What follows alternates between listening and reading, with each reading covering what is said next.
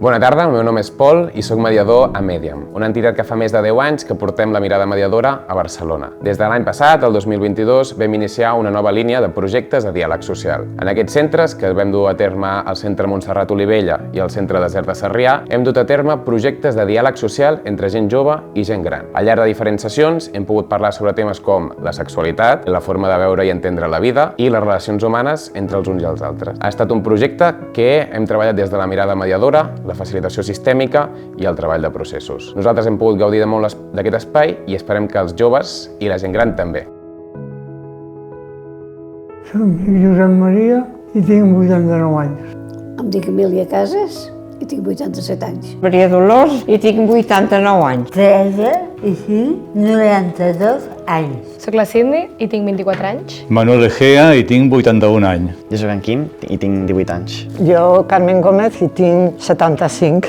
Jo em dic Eulàlia Prat i tinc 28 anys. Jo em dic Josep Barjau i en tinc 75.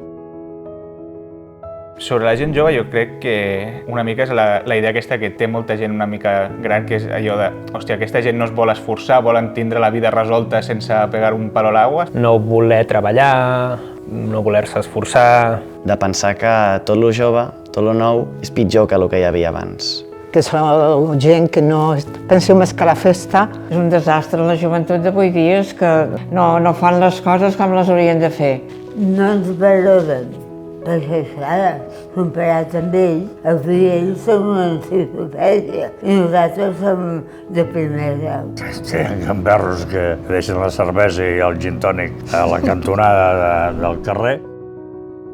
Algo que em passa a mi, que a vegades jo m'apropo a algú que és més gran i automàticament aixeco la veu, que són com tonteries, però és com que estic assumint que l'altre té unes mancances que realment no té per què tenir.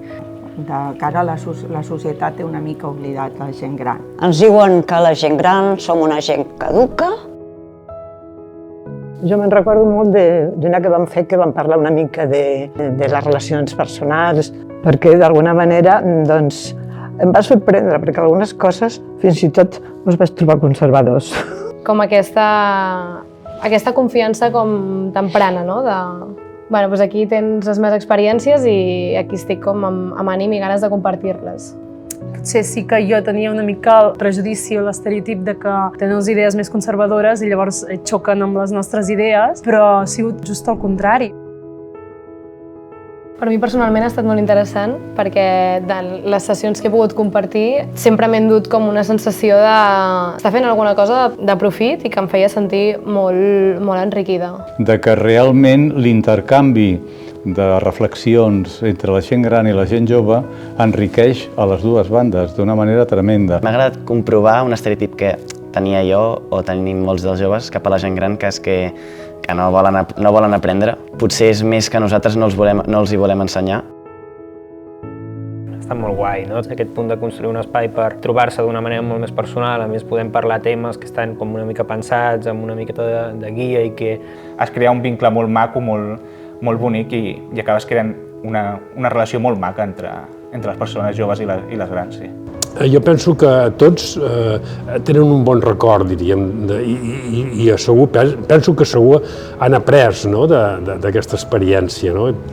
Crec que tant la gent gran com la gent jove.